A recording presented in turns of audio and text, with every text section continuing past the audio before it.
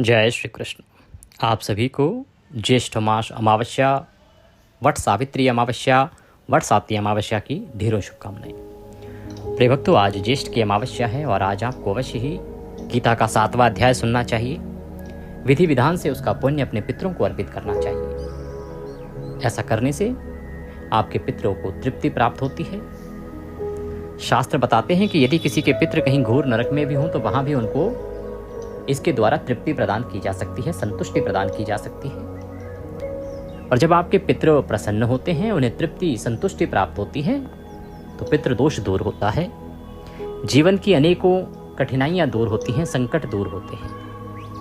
क्योंकि पितरों की नाराजगी और पितृ दोष के कारण मनुष्य के जीवन में बड़े सारे संकट आते हैं। मनुष्य एक एक पैसे के लिए मोहताज हो जाता है।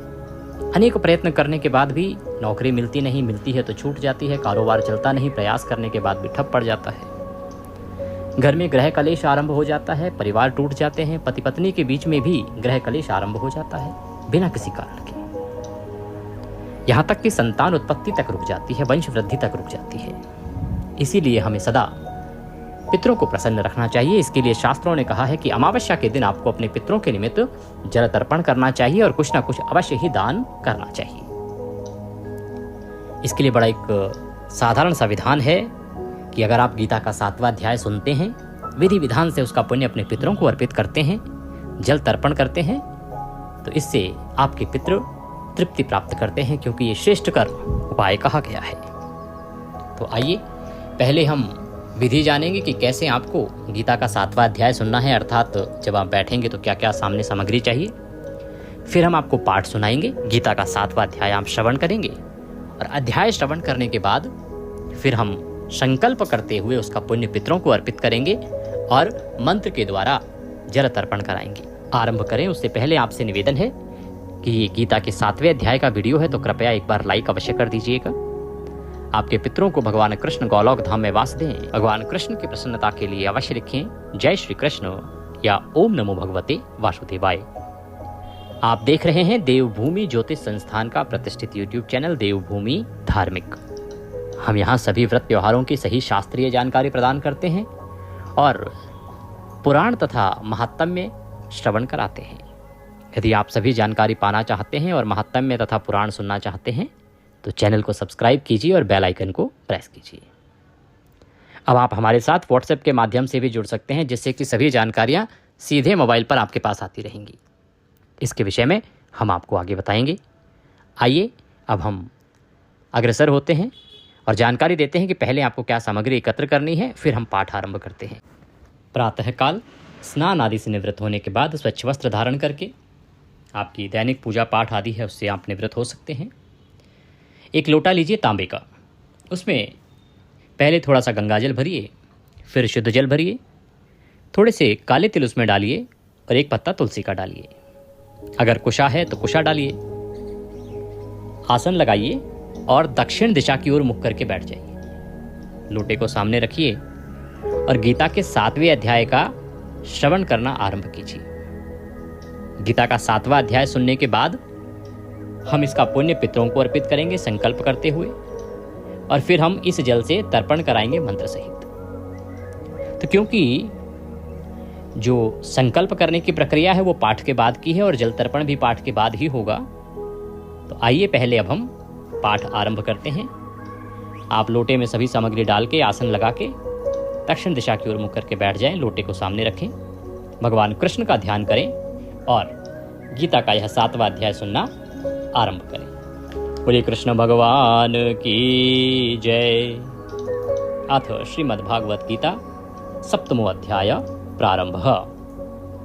श्री भगवान बोले, हे पार्थ, अनन्य प्रेम से मुझ में आसक्त चित्त तथा अनन्य भाव से मेरे परायण होकर योग में लगा हुआ तू जिस प्रकार से संपूर्ण विभूति, बल, ऐश्वर्य आदि गुणों से युक्त सबके आत्मरूप मुझको संशय रहित जानेगा, उसको सुन। ज्ञानम ते अहम सविज्ञानमिदं वक्ष्याम्य शेषतः।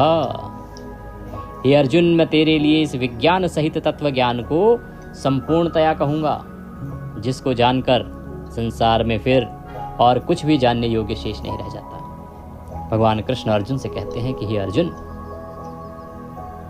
मैं कौन हूँ, ये सृष्टि कैसे चलती है, इस सृष्टि की रचना कैसे होती है, ये जो भूमंडल है, ये जो ब्रह्मांड है, इसकी उत्पत्ति कैसे हुई है, मेरा सही रूप क्या है, उसको आज तुम निश्चित ही जान जाओगे, क्योंकि मैं जो तुम्हें आज ज्ञान देने जा रहा हूँ वह ऐसा तत्व ज्ञान है जिसको जानने के बाद इस पृथ्वी पर और कुछ जानने योग्य शेष रह ही नहीं जाता।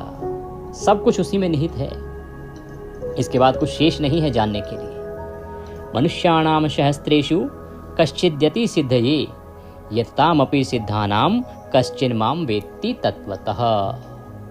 हे अर्जुन, हजारों मनुष्यों में कोई एक मेरी प्राप्ति के लिए यत्न करता है, और उन यत्न करने वाले योगियों में भी कोई एक मेरे परायण होकर मुझको तत्व से अर्थात यथार्थ रूप से जानता है। पृथ्वी, जल, अग्नि, वायु, आकाश, मन, बुद्धि और अहंकार, इस प्रकार यह 8 प्रकार से विभाजित मेरी प्रकृति है। अर्जुन, ये 8 प्रकार के भेदों वाली तो अपरा अर्थात मेरी जड़ प्रकृति है। और हे महाबाहु, इससे दूसरी को जिससे ये संपूर्ण जगत धारण किया जाता है, मेरी जीव रूपा परा अर्थात चेतन प्रकृति जान। हे अर्जुन, तू ऐसा समझ कि संपूर्ण भूत इन दोनों प्रकृतियों से ही उत्पन्न होने वाले हैं। भगवान कृष्ण कहते हैं कि हे अर्जुन, ये जो प्रकृति है ना, ये जो प्रकृति हैं, ये 2 प्रकार की हैं, और जितने भी जीव हैं इन्हीं प्रकृतियों से उत्पन्न होते हैं। अर्थात ये जो पूरा ब्रह्मांड है वो इन 2 प्रकृतियों से ही रचा बसा और बनाया गया है। एक जड़ है जो कभी ना घटती है ना बढ़ती है, स्थिर रहती है, और एक चेतन है। ये 2 ही प्रकृतियां हैं जो इस संसार के उद्गम का कारण है। और तो ये समझ ले, जितने भी इस जगत में प्राणी हैं, चाहे वो जलचर हों, वनचर हों, सरीसृप हों, किसी भी प्रकार के जीव जंतु क्यों ना हो, वो सब के सब इन दोनों प्रकृतियों से ही उत्पन्न होते हैं। और मैं संपूर्ण जगत का प्रभव तथा प्रलय हूँ, अर्थात संपूर्ण जगत का मूल कारण हूँ। भगवान कहते हैं कि ये जो जगत है, इस पूरे जगत का जो उत्पादन करता हूँ, जो पालन करता हूँ और जो प्रलय करता है, वो मैं ही हूँ। अर्जुन, तुम ये समझ के चल कि ये जो जगत है, इसके होने का मूल कारण ही मैं हूँ। अगर मैं ना हूँ तो ये जगत ही ना होगा। मेरे कारण, मेरे होने के कारण ही ये जगत है। हे धनंजय, मुझसे भिन्न दूसरा कोई परम कारण नहीं है। यह संपूर्ण जगत सूत्र के मणियों के सदृश मुझ में गुथा हुआ है। हे अर्जुन, ये जो जगत है, ये जो संसार है, ये पूरा मुझ में ही रचा बसा है। जैसे एक सूत्र में मणियां एक दूसरे में गुथी होती हैं, वैसे ये पूरा संसार मेरे भीतर ही समाहित है। ये अर्जुन, मैं जल में रस हूँ, चंद्रमा और सूर्य में प्रकाश हूँ, संपूर्ण वेदों में ओंकार हूँ, और आकाश में शब्द और पुरुषों में पुरुषत्व हूँ। भगवान कृष्ण कहते हैं कि ये जो जल है ना, जिसका मूल तत्व क्या है? रस। तो मैं ही इस जल में जो मूल तत्व रस है वो हूँ, मेरे होने के कारण ही जल में रस है। चंद्रमा और सूर्य जिस प्रकाश से प्रकाशित होते हैं, वह प्रकाश भी मेरे होने के ही कारण है। अगर मैं ना हूं तो चंद्रमा और सूर्य में प्रकाश नहीं होगा। संपूर्ण वेदों में ओंकार हूँ। जितने भी वेद हैं, इनमें जिस ओंकार की पूजा होती है, वो ओंकार भी मैं ही हूँ। और आकाश में जो शब्द गुंजायमान हैं, वो शब्द भी मेरे होने के कारण ही हैं। और जो पुरुषों में पुरुषत्व होता है, हे अर्जुन, वह पुरुषत्व भी मेरे ही कारण है। मैं पृथ्वी में पवित्र गंध और अग्नि में तेज हूँ। पुण्यो गंधः पृथिव्यां च तेज चास्मि विभावशो जीवनम सर्वभूतेषु तपश्चास्मि तपस्विषु। कि मैं पवित्र गंध हूँ। पृथ्वी का जो मूल तत्व कहा गया है प्रिय भक्तों, वो उसकी गंध कही गई है। तो भगवान कृष्ण कहते हैं कि पृथ्वी की जो गंध है वो उनके होने के कारण ही है, और अग्नि में जो तेज है, जो जलाता है, वह तेज भी भगवान कृष्ण के होने के कारण ही है। तथा संपूर्ण भूतों में उनका जीवन हूँ। इस जगत में जितनी भी जीवात्माएं हैं, जितने भी शरीर हैं, उन सभी शरीरों में जो जीवन रूपी चल रहे हैं वो भगवान नारायण ही हैं। भगवान कहते हैं कि अगर मैं ना हूं तो इन सभी शरीरों में जीवन ही नहीं होगा। और तपस्वियों में तप हूं। जितने भी तपस्वी हैं उनका जो मूल गुण है वो तप है, और वो तप भी किसके होने के कारण है? भगवान नारायण के होने के कारण है। बीजम माम सर्वभूतानाम विद्धि पार्थ सनातनम। हे अर्जुन, तू संपूर्ण भूतों का सनातन बीज मुझको ही जान। मैं बुद्धिमानों की बुद्धि और तेजस्वियों का तेज हूँ। कहते हैं कि जो जितने भी शरीर हैं, जितने भी जीव हैं, उन सब का जो मूल बीज है वो मैं ही हूँ। बीज वह होता है प्रिय दर्शकों जिससे फसल उत्पन्न होती है। अर्थात इस पृथ्वी पर जो जीवन चल रहा है, इस पृथ्वी पर जो जीव उत्पन्न हुए हैं वो भगवान केशव के कारण ही हुए हैं। भगवान नारायण कहते हैं कि मैं बुद्धिमानों की बुद्धि और तेजस्वियों का तेज हूँ। बुद्धिमानों में जो कुशाग्र बुद्धि होती है वो भगवान के कारण ही है, और तेजस्वियों में जो तेज होता है वह भी भगवान कृष्ण के कारण ही है। बलम बलवताम चा अहम। हे भरत श्रेष्ठ, मैं बलवानों का आसक्ति और कामनाओं से रहित बल अर्थात सामर्थ्य हूँ। बलवान लोगों में कामना और सामर्थ्य से रहित जो बल होता है, जो सामर्थ्य होता है, वह भगवान वासुदेव ही हैं। और सब भूतों में धर्म के अनुकूल अर्थात शास्त्र के अनुकूल काम हूँ। जितने भी ये शरीर हैं सभी में धर्म के अनुकूल, शास्त्र के अनुकूल जो काम हैं वो भगवान वासुदेव ही हैं। प्रभु कहते हैं आगे कि और भी जो सत्व गुण से उत्पन्न होने वाले भाव हैं, और जो रजोगुण से उत्पन्न होने वाले भाव हैं, तथा तमोगुण से होने वाले भाव हैं, उन सबको तू मुझसे ही होने वाले हैं ऐसा जान। परंतु वास्तव में उनमें मैं और वे मुझ में नहीं हैं। भगवान कहते हैं कि हे अर्जुन, सतगुण, रजगुण और तमगुण, इन तीनों गुणों से जो भाव उत्पन्न होते हैं वो सब मुझसे ही होने वाले हैं ऐसा जाना जाता है। परंतु वास्तविकता क्या है कि ये तीनों गुण ना तो मेरे अंदर विद्यमान हैं और ना ही मैं इन तीनों गुणों में विद्यमान रहता हूँ। अर्थात भगवान वासुदेव में ये तीनों गुण भी नहीं हैं और भगवान उस व्यक्ति में भी वास नहीं करते, अर्थात उस व्यक्ति का भी साथ नहीं देते जिसमें ये तीन गुण विद्यमान होते हैं। गुणों के कार्य रूप सात्विक, राजस और तामस, इन तीनों प्रकार के भावों से ये सारा संसार, प्राणी समुदाय मोहित हो रहा है। इसीलिए इन तीनों गुणों से परे मुझ अविनाशी को नहीं जानता। भगवान कहते हैं कि ये जो संसार है ना, संसार के जो लोग हैं, ये सत, रज और तामस, इन तीनों प्रकार के भावों से भरा पड़ा है। और इस संसार के जो प्राणी हैं वो इन तीनों प्रकार के भावों से पूर्ण रूप से मोहित हैं। अगर देखा जाए तो मकड़ जाल में फंसे हुए हैं, इन तीनों गुणों के मकड़ जाल में फंसे हुए हैं। और इसी कारण से ये लोग मुझ अविनाशी को नहीं जानते, अर्थात भगवान वासुदेव परमेश्वर को नहीं जानते। क्योंकि ये तो केवल उन्हीं को जानते हैं जिनमें सत, रज और तम ये तीनों गुण विद्यमान होते हैं, और ये भगवान में है नहीं। देवी होषा गुणमयी मम माया दुरत्यया मामेव ये प्रपद्यन्ते माया मेत्ताम तरन्ति थे। क्योंकि यह अलौकिक अर्थात अति अद्भुत त्रिगुणमयी मेरी माया बड़ी दुस्तर है।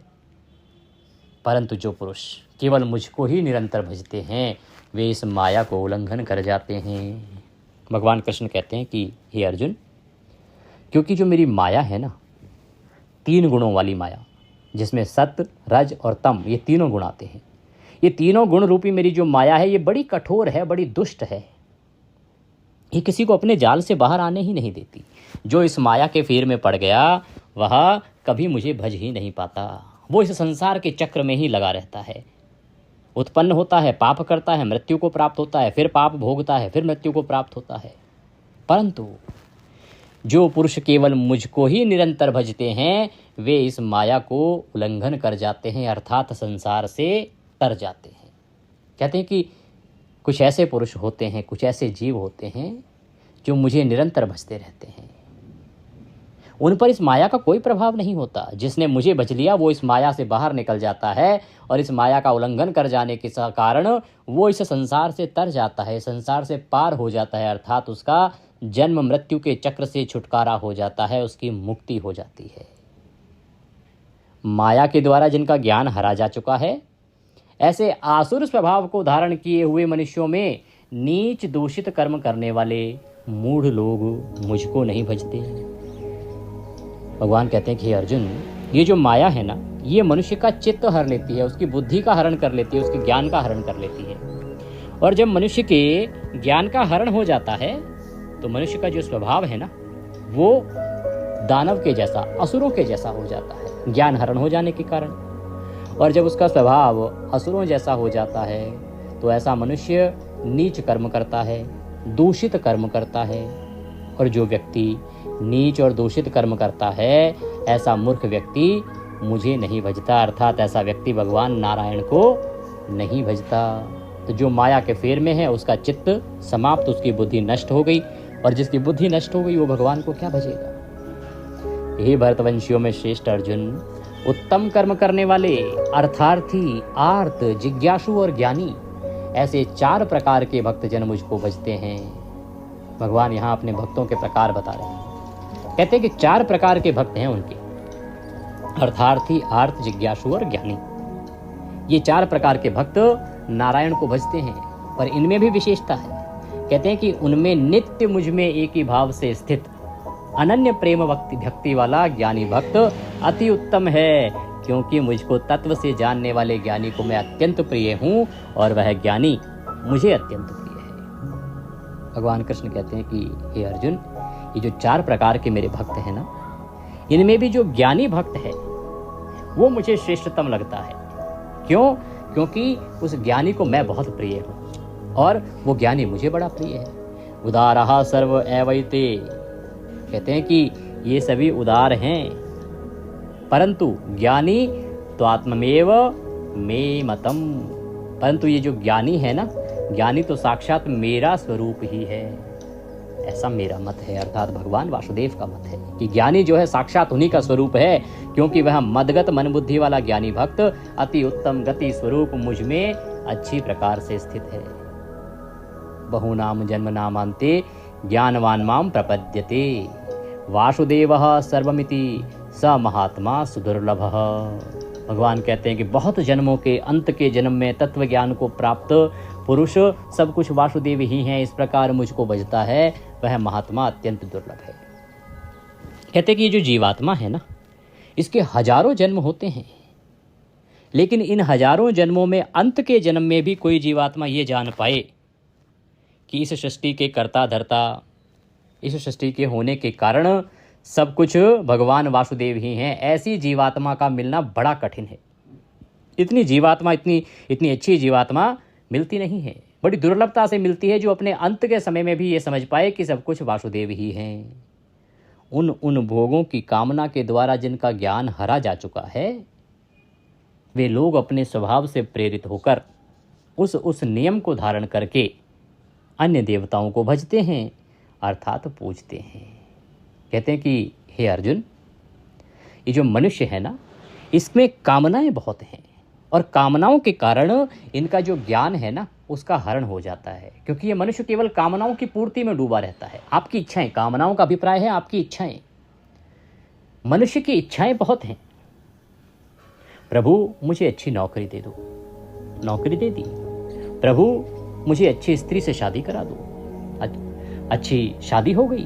प्रभु मुझे अच्छा बच्चा दो, अच्छी संतान दो, अच्छी संतान मिल गई। अब मुझे नौकरी में तरक्की दो, अब मेरी संतानों की अच्छी शादी करवाओ, अब मुझे अच्छे पोते दो, पोती दो।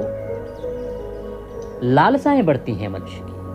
भगवान कृष्ण कहते हैं कि जो मनुष्य है ये भोगों में लगा रहता है। भोगों से अभिप्राय केवल भोग विलास का अभिप्राय नहीं है, यहाँ पे है कि वो सदा कुछ ना कुछ इच्छा ही रखता है, कभी संतुष्ट होता ही नहीं है ये प्राणी।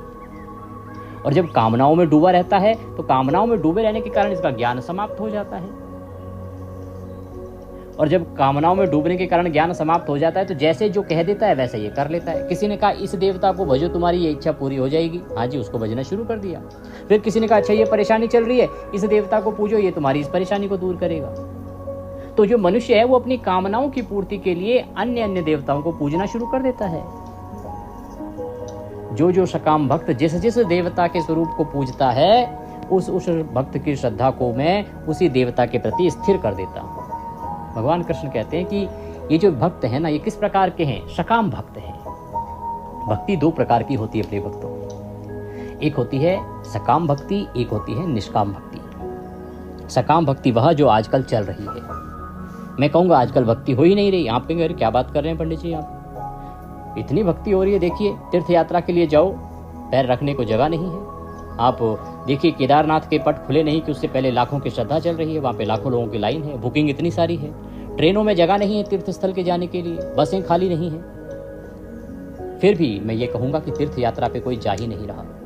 उसका कारण क्या है? उसका कारण भगवान कृष्ण जो कहते हैं सकाम भक्त, ये सब सकाम भक्त हैं। इनमें से कोई विरला है जो निष्काम भाव से जा रहा है, जो मुक्ति के लिए जा रहा है, जो नारायण के लिए जा रहा है। ये सब अपनी इच्छाओं की पूर्ति के लिए जा रहे हैं। आप देखेंगे, आप चले जाइए, कोई छत्र चढ़ाता है, भगवान मुझे ये दे देना मैं छत्र चढ़ाऊंगा, आप मेरी बेटे की शादी करवा देना मैं आपके दर पे आऊँगी, आप मुझे पोता दे देना मैं आपके यहाँ परिक्रमा लगाऊंगी। सब यही तो होता है। सब ने कुछ ना कुछ कामनाएं बोल रखी हैं, जिसे मन्नत कहते हैं कुछ लोग, आकांक्षाएं, प्रार्थना करते हैं कि ये इच्छा है हमारी, इसको पूरी कर दो, हम आपके दर पे आएंगे, और लोग जाते हैं उसके बाद। तो अपनी मनोकामनाओं के कारण लोग वहां जा रहे हैं। इसे हम सकाम भक्ति, क्योंकि कामना के लिए जा रहे हैं आप, तो सकाम भक्ति, आप अपने काम के लिए जा रहे हैं। निष्काम भक्ति से नारायण प्रसन्न होते हैं, निष्काम भक्ति से नारायण मिलते हैं, और निष्काम भक्ति से ही मनुष्य की मुक्ति होती है। अब भगवान कहते हैं कि जो जो सकाम भक्त उस देवता को पूजता है, तो भगवान कृष्ण कुछ ऐसा करते हैं जिससे कि आपकी श्रद्धा उसी देवता में और बढ़ जाती है। क्या करते हैं भगवान? वो कहते हैं कि वह पुरुष उस श्रद्धा से युक्त होकर उस देवता का पूजन करता है और उस देवता से मेरे द्वारा ही विधान किए हुए उन इच्छित भोगों को निसंदेह प्राप्त करता है। कहते हैं कि देखो, उस व्यक्ति ने किसी देवता को पूजा, उसने जो मांगा वो मैंने विधान किया है देना, और मैं विधान करके उसको दे रहा हूँ। पर दे कैसे रहा हूँ? उस देवता के माध्यम से उसको दे रहा हूँ। आपने कुछ किसी देवता से मांगा और आपकी वो इच्छा पूरी हो गई, पर वास्तव में वो जो विधान किया गया था वो नारायण के द्वारा किया गया था। भगवान कहते हैं कि उसको रचता तो मैं ही हूँ, मेरे द्वारा ही वो इच्छा पूरी की जा रही है, पर मैं उस देवता के माध्यम से दे रहा हूँ। तो आपको तो ये लगता है कि इस देवता ने दिया है, और आप उस देवता को और अधिक श्रद्धा से पूजने लग जाते हैं। वह पुरुष उस श्रद्धा से युक्त होकर उस देवता का पूजन करता है और उस देवता से मेरे द्वारा ही विधान किए हुए उन इच्छित भोगों को प्राप्त करता है, परंतु उन अल्प बुद्धि वालों का वह फल नाशवान है, तथा वे देवताओं को पूजने वाले देवताओं को ही प्राप्त होते हैं, और मेरे भक्त चाहे जैसे ही भजें अंत में वे मुझे ही प्राप्त होते हैं। भगवान कृष्ण कहते हैं कि ऐसे मैं उनकी इच्छा को पूर्ण कर देता हूँ। पर वो जो देवताओं को पूजने वाले लोग हैं ना, इनकी बुद्धि बड़ी अल्प है, क्योंकि वो जो मांग रहे हैं वो फल तो नाशवान है। आपने जो मांगा वो आज नहीं तो कल नष्ट हो जाना है, और ऐसे व्यक्तियों को मुक्ति प्राप्त नहीं होती, वो जन्म मरण के चक्र में ही लगे रहते हैं। पर मेरे भक्त चाहे जैसे ही भजें अंत में वे मुझे ही प्राप्त होते हैं। भगवान नारायण को जो भज लेता है वो निश्चित रूप से मुक्त हो जाता है।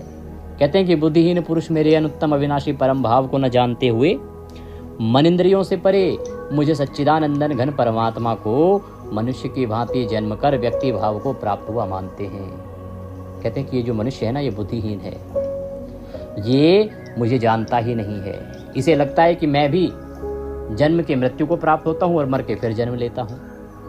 अपनी योग माया से छिपा हुआ मैं सबके प्रत्यक्ष नहीं होता, इसीलिए यह अज्ञानी जन समुदाय मुझे जन्म रहित अविनाशी परमेश्वर को नहीं जानता, अर्थात मुझको जन्मने मरने वाला समझता है। भगवान कहते हैं कि मैं अपनी योग माया से सदा छुपा रहता हूँ। मैं जो करता हूँ ना वो किसी और के माध्यम से ही देता हूँ, इसीलिए लोगों को लगता ही नहीं कि मैं कौन हूँ। लोगों को लगता है कि मैं भी जन्मने और मरने वाला ही हूँ, मैं भी जैसे अन्य देवता हैं वैसे ही हूँ, और जैसे मनुष्य जन्म लेता है और मृत्यु को प्राप्त होता है वैसे ही मैं हूँ। वो जानता ही नहीं कि मैं ही साक्षात परमेश्वर हूँ। हे अर्जुन, पूर्व में व्यतीत हुए और वर्तमान में स्थित तथा आगे होने वाले सब भूतों को मैं जानता हूँ। परंतु मुझको कोई भी श्रद्धा भक्ति रहित पुरुष नहीं जानता कि आगे क्या होगा, क्या हो चुका है, क्या हो रहा है। सब मैं जानता हूँ, पर मुझे वही जान पाता है जिसमें श्रद्धा होगी और भक्ति होगी। जो मेरा भक्त होगा, श्रद्धा रखता होगा, वही मुझे जान पाएगा। हे भरतवंशी अर्जुन, संसार में इच्छा और द्वेष से उत्पन्न सुख दुख आदि द्वंद्व रूप मोह से संपूर्ण प्राणी अत्यंत अज्ञानता को प्राप्त हो रहे हैं, परंतु निष्काम भाव से श्रेष्ठ कर्मों का आचरण करने वाले जिन पुरुषों का पाप नष्ट हो गया है, वे राग द्वेष जनित द्वंद्व रूप मोह से मुक्त दृढ़ निश्चयी भक्त मुझको सब प्रकार से भजते हैं। भगवान कृष्ण कहते हैं कि हे अर्जुन, जो निष्काम भाव से अच्छे कर्मों का आचरण करते हैं ना, उनके पापों का नाश हो जाता है, और जिनके पापों का नाश हो जाता है वे राग द्वेष जनित जो द्वंद्व रूप मोह है ना, उससे मुक्त हो जाते हैं, और ऐसे भक्त ही मुझे सब प्रकार से भजते हैं। और जो मेरे शरण होकर जरा और मरण से छूटने के लिए यत्न करते हैं, वे पुरुष उस ब्रह्म को, संपूर्ण आध्यात्म को, संपूर्ण कर्म को जानते हैं।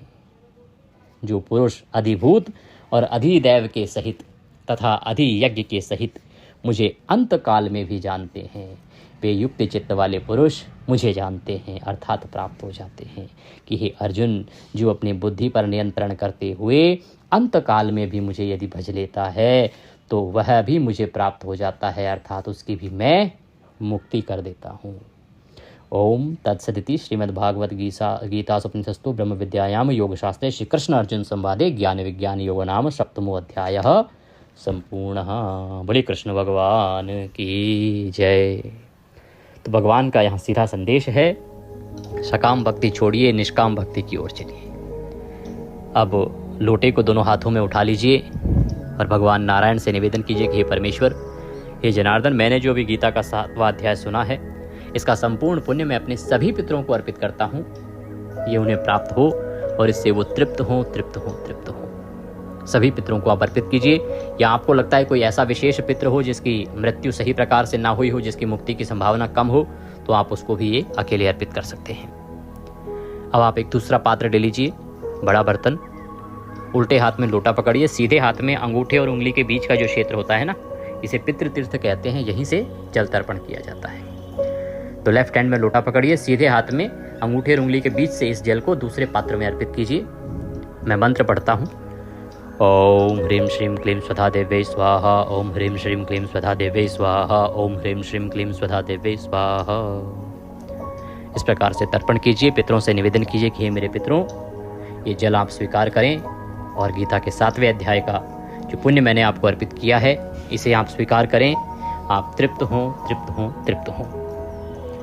इस प्रकार से आपने जल तर्पण करना है और ये जल आपने पीपल में अर्पित कर देना है। आज तो शनिवार का दिन है, वैसे ही बहुत उत्तम दिन है। एक लोटा अलग से भी चढ़ा दीजिएगा, क्योंकि आज लक्ष्मी जी का वास होता है पीपल के वृक्ष में। लक्ष्मी आपको प्राप्त होंगी और बरसाती अमावस्या भी है, तो और पुण्यदायी है। इसीलिए ये जल आप पीपल में अर्पित कीजिएगा। समय होता है, सबसे अच्छा जो समय है वो कुतुब काल का कहा गया है तर्पण के लिए। वो होता है भारतवर्ष में लगभग 11:40 से और 12:20 के बीच में। बाकी आप पूरे दिन सूर्य उदय से और सूर्यास्त के बीच में कभी भी इस कर्म को कर सकते हैं, कोई दोष नहीं है, पुण्य ही पुण्य है। अमावस्या के दिन आज आपको अवश्य ये करना चाहिए और संभव है तो ब्राह्मण को भोजन कराइए। भोजन ना करा पाएँ तो किसी योग्य ब्राह्मण को कुछ खाद्य सामग्री दे दीजिए, वस्त्र आदि दे दीजिए, या द्रव्य दक्षिणा दे दीजिए, दान आदि कर दीजिए। जो भी कर सकें आज अवश्य करना चाहिए पितरों के निमित्त। यदि पाठ के निमित्त दक्षिणा आदि कुछ भी हमें भेजना चाहते हैं तो आपकी स्क्रीन पर एक QR कोड आ रहा होगा, उस QR कोड को स्कैन करके उस पर आप दक्षिणा भेज सकते हैं, या नंबर पर भी भेजने का प्रयास कर सकते हैं। कुछ लोगों की आ जाती है, कई बार कुछ लोगों की नहीं भी आती है। आप QR कोड पे भेजेंगे तो निश्चित रूप से हमें प्राप्त होगी। प्रिय भक्तों, आज बड़ा दिन है। आज अधिक कुछ ना कर पाएँ तो चाहे पक्षियों को दाना डालिए, गाय माता को चारा खिलाइए, कुछ ना कुछ अपने हाथों से कुछ ना कुछ पुण्य अवश्य कीजिएगा और खूब इसका लाभ लीजिएगा। कल से पुरुषोत्तम मास आरंभ हो रहा है। प्रतिदिन अवश्य सुनिएगा। पुरुषोत्तम मास महात्म्य ये कल्याण कर देगा। और मैं अपने चैनल पर वो महात्म्य सुनाता हूँ जो पुराणों में वर्णित है। मैं कथाएं जोड़ जोड़ के नहीं सुनाता, जो पुराणों में लिखा गया है इस महीने के लिए वही महात्म्य आपको सुनाऊंगा। बड़ा पुण्यदायी है, तो प्रतिदिन अवश्य सुनिए पुरुषोत्तम मास महात्म्य। और व्हाट्सएप पर अवश्य जुड़ जाइए। स्क्रीन पर नंबर आ रहा है 900, से उस पर व्हाट्सएप मैसेज कीजिए, अपना नाम लिखिए और कहिए कि आप व्हाट्सएप पर हमारे साथ जुड़ना चाहते हैं। इसका लाभ ये होगा कि वहाँ मैं समय समय पर रिमाइंडर देता रहता हूँ कि कल तुलसी पत्र नहीं तोड़े जाएंगे या कल बाल नहीं धोने हैं, आगे 3 दिन तक ये पर्व होने वाला है इसलिए ये कार्य अभी कर लीजिए, आगे नहीं होंगे। और व्रत त्योहार की जानकारियाँ तो आती ही रहती हैं। और ये सुविधा निःशुल्क है, इसके लिए कोई शुल्क नहीं लिया जाता। और यहाँ पर आपका नंबर भी पूरी तरह से सुरक्षित रहता है, किसी के साथ हम साझा नहीं करते। तो अवश्य ही व्हाट्सएप पर हमारे साथ जुड़ जाइए, इसका खूब लाभ लीजिए। भगवान नारायण आप सबका कल्याण करें। हरे कृष्ण।